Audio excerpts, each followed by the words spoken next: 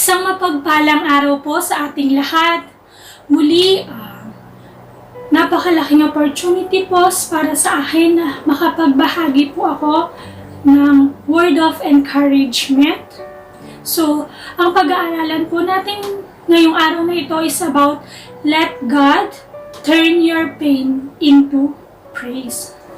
So, we all experience pain in life, whether emotional or physical pain. No pain is alike. We must all walk the journey and path that God has for our lives. Yet, God promises that there is a purpose in all pain. So, lahat po ng nararanasan nating kasakitan, nararanasan nating paghihirap sa ating buhay, is God's purpose. May plano si Lord. Kaya niya ipinaparamdam sa atin yung mga sakit na ating nararamdaman sa ating buhay. So we can press on each day knowing that our God loves us. At nais niyang maranasan natin ang sakit at kirot na yun upang dalhin natin siya sa kaluwalhatian. Yung iba kasi, kung hindi pa bibigyan ng pagsubok sa buhay ni Lord, bibigyan niya ng kasakitan, ipaparanas niya yung kahirapan. Kung hindi pa ipaparanas ni Lord yun, hindi pa sila lalapit sa ating Panginoon. Amen po. Yung iba po kasi di ba ganun, na tsaka lang po sila lalapit sa ating Panginoon dahil nararanasan nila yung paghihirap sa kanilang buhay. Amen po. So, hindi po dapat ganun. So, may mga verses ako dito na para po mas maintindihan natin, mas maipahayag ko po kung ano ang purpose ni God, kung bakit kailangan nating maranasan ang pain sa ating buhay. And to encourage you to find joy in the middle of suffering. So, wag po tayong mawalan ng pag-asa. God has so much more for your life. Amen po. So, babasahin ko po sa inyo ang Jeremiah 29:11. Jeremiah 29:11. Ang sabi po dito, sapagkat batid kong lubos ang mga plano ko para sa inyo, mga planong hindi ninyo ikakasama kundi para sa inyong ikabubuti. Ito'y mga planong magdudulot sa inyo ng kinabukasang punong-puno ng pag-asa. So, maliwanag po nasasabi sa salita ng ating Panginoon na hindi tayo pinapabayaan ng ating Panginoon through our ups and downs. So, hayaan natin na ang Diyos ang magplano at kumilos sa ating mga buhay, mga kapatid. Let God na magplano sa buhay mo. I-surrender mo ang buhay mo sa ating Panginoon. So, dahil, di ba nga sabi dito, dahil ang plano ng ating Panginoon ay hindi natin ikakasama, kundi para sa ating ikabubuti. Yes, amen po. So, sabi din po sa Psalms or Awit 34 verse 18, tinutulungan niya ang mga nagdurusa at hindi binibigo ang walang pag-asa. Na nasasaad po na tayo'y kanyang tinutulungan. Tayo'y tinutulungan ng ating Panginoon kapag tayo ay nagdurusa. At hindi niya tayo bibiguin pag nararamdaman na natin na nawawalan na tayo ng pag-asa. No? Ganun si God.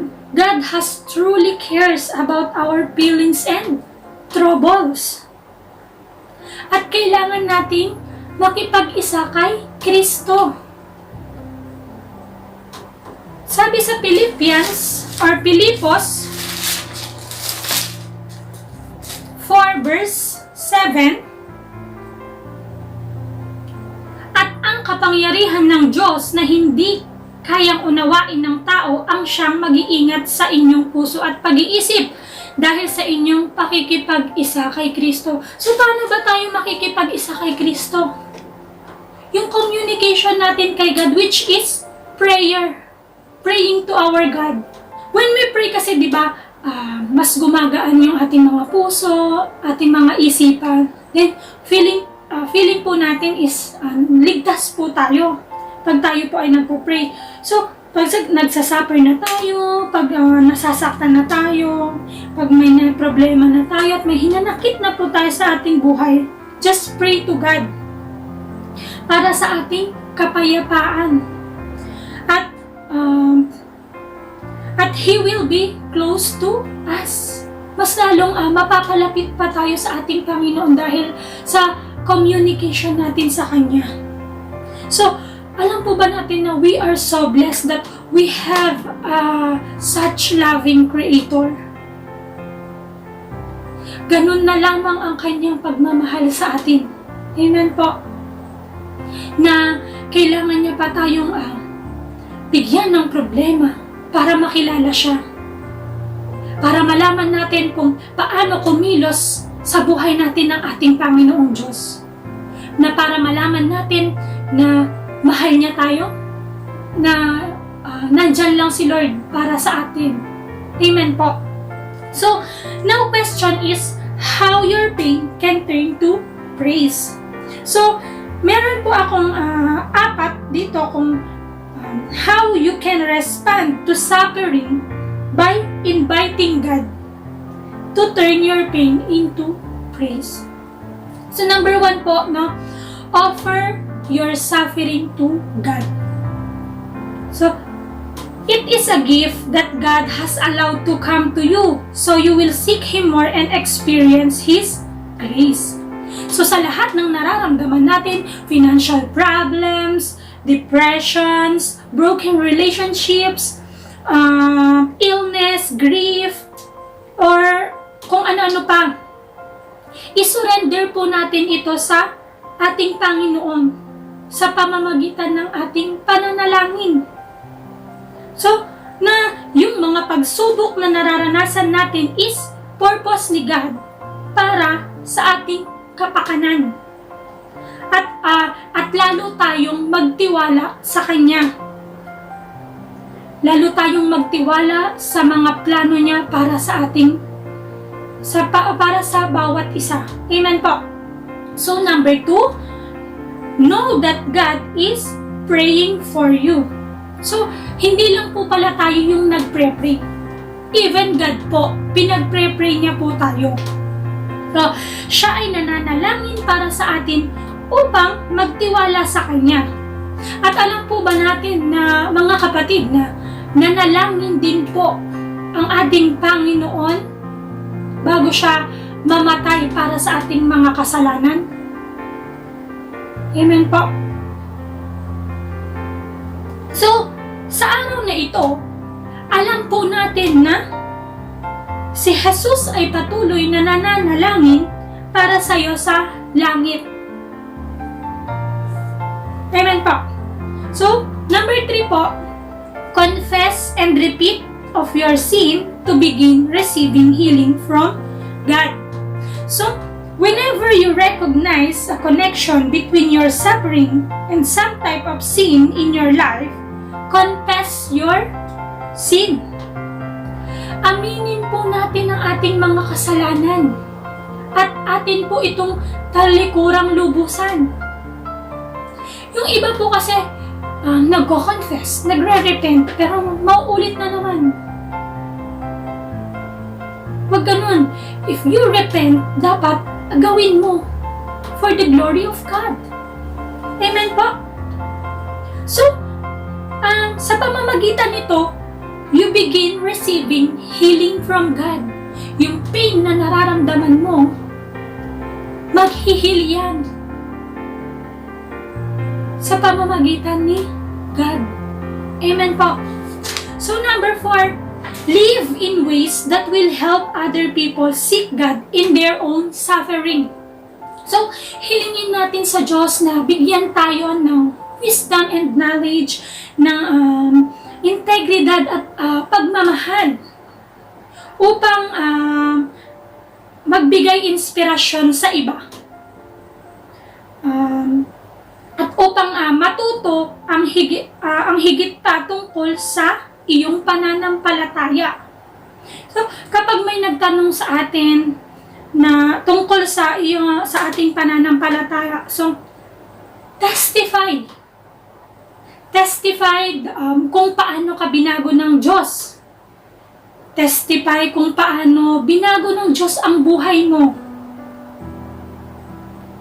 Na kung dati, puro pain ang nararamdaman mo, and ngayon, wala nang pain, kundi pag-praise na lang kay God yung meron sa puso mo. Amen po.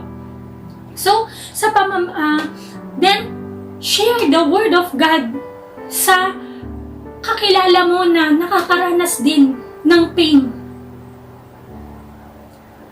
So, help other people seek God. Na hindi lang ikaw dapat yung, hindi lang sa sarili mo na okay na ako, na walang problema dahil andyan si Lord. Kailangan i-share mo din yun para maranasan nila ang pagkilos ng Panginoon sa kanilang buhay. Amen po. So,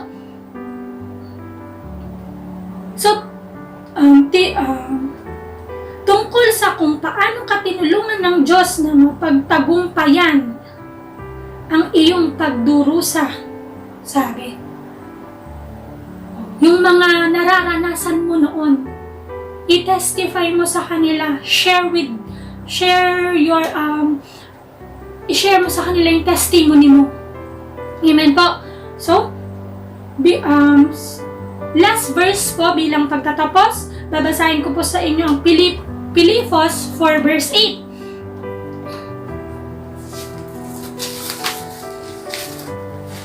Sabi po dito, bilang pagtatapos, mga kapatid, dapat maging laman ng inyong isip ang mga bagay na karapat-dapat at kapuri-puri, mga bagay na totoo, marangal, matuwid, malinis, kaibig-ibig, at kagalang-galang. Isagawa ninyo ang lahat ng mga inyong natutunan, tinanggap, narinig, at nakita sa akin. Sa gayon, sa inyo ang Diyos na nagbibigay ng kapayapaan. So mga kapatid, na maliwanag po na nasasaad dito, na karapat-dapat at kapuri-puri, sabi niya. Dapat maging laman ng inyong isip ang mga bagay na karapat-dapat at kapuri-puri, mga bagay na totoo at marangal lamang. So, sa gayon, sa inyo ang Diyos na nagbibigay ng kapayapaan. So, tanging nasa Diyos lang po ang ating kapayapaan. So, kung ano man pong pain ang nararamdaman natin sa ating buhay, turn it, hayaan natin na let God turn our pain into praise. Huwag nating hayaan na manaig ang sakit lang sa ating mga puso. Amen po. So, maraming salamat po sa ating pakikinig. So, inaanyayahan ko po tayo na manalangin. So, tayo po ay yumukod. Lord, maraming salamat, Panginoon, sa araw na ito na ako na naman po ay nakapagbahagi ng inyong mga salita. Maraming salamat din po, Panginoon, sa presensya na ipinaparanas mo sa amin araw-araw, Panginoon. Maraming salamat, Panginoon, dahil andyan ka, Panginoon, na nagbibigay ng kalakasan sa amin, Panginoon. Nag-aalis, Panginoon, ng mga pain sa aming mga puso, sa aming mga isip. Through emotional and physical pain, Panginoon, na nararamdaman namin is andyan ka, Panginoon, upang palitan yun ng pagpupuri lamang sa iyo, O Lord. Inaalis mo ang mga kasakitan, Panginoon, mga problema at nararamdaman, Panginoon.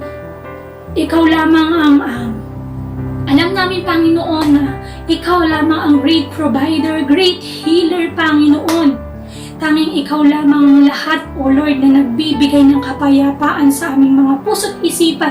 Kaya marapat lamang, Panginoon, na Ikaw ay aming papurihan, O Lord. Muli, Lord, maraming salamat. Ikaw lamang po ang siyang maitaas, mapapurihan, Panginoon.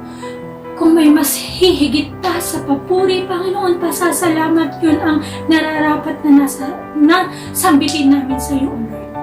Maraming salamat. Ito lamang ang aming samot dalangin, Lord, sa pangalan ni Jesus. Amen. So, maraming salamat po sa panonood, mga kapatid. God bless po sa ating lahat.